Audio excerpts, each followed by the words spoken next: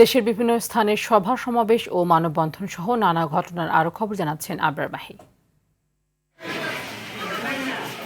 মানিকগঞ্জে দুদকের করা বিশেষ দুই মামলায় উচ্চ আদালত থেকে জামিন পাওয়ার পর আত্মগোপনে থাকা মানিকগঞ্জ পৌরসভার সাবেক মেয়র ও জেলা আওয়ামী লীগের সহসভাপতি রমজান আলীকে কারাগারে পাঠানোর নির্দেশ দিয়েছেন আদালত।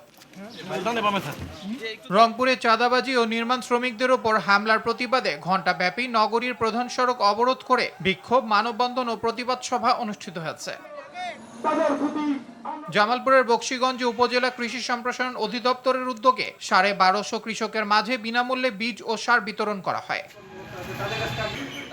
দিনাজপুরে চোরাচালান রোধ এবং সীমান্ত রক্ষায় মৌচোষা গ্রামে মৌচোষা বিওপি উদ্বোধন করেন রংপুর উত্তর পশ্চিম রিজিয়নের commander brigadier general ASM Naser.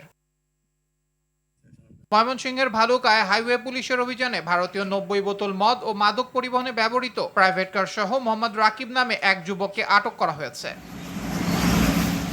ঢাকার ধামরাইয়ে আসামি ধরতে গিয়ে পুলিশের ওপর ২ দফা হামলার ঘটনায় ২ জনকে গ্রেফতার করা হয়েছে।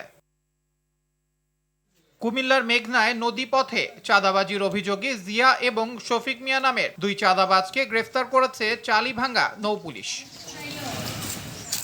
শিশুদের হাম রুবেলা প্রতিরোধে জাতীয় টিকাদান ক্যাম্পেইন উপলক্ষে ফরিদপুরে জেলা পর্যায়ের প্রশিক্ষণ কর্মশালা অনুষ্ঠিত হয়েছে।